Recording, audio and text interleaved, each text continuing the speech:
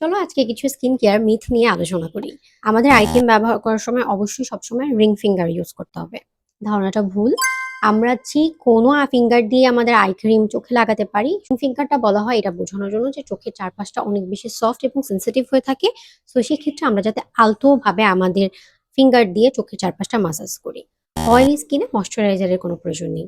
ভুল। তোমার skin type যেটাই হোক না কেন, তোমার স্কিনে ময়শ্চারাইজারের ডেফিনেটলি প্রয়োজন আছে। বারবার ফেস ওয়াশ করলে আমাদের স্কিনের একনি প্রিভেন্ট বা রিডিউস করা যায়। ভুল।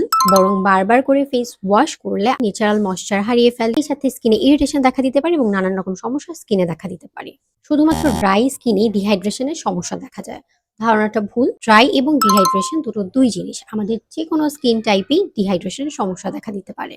রেটিনল শুধুমাত্র অ্যান্টি এজিং এর কাজে ব্যবহার করা হয়, এটাও ভুল। রেটিনল কোনো কোনো ক্ষেত্রে আমাদের একনি, আমাদের ফাঙ্গাল একনি, পিগমেন্টেশন লাইট করতেও ব্যবহার করা হয়।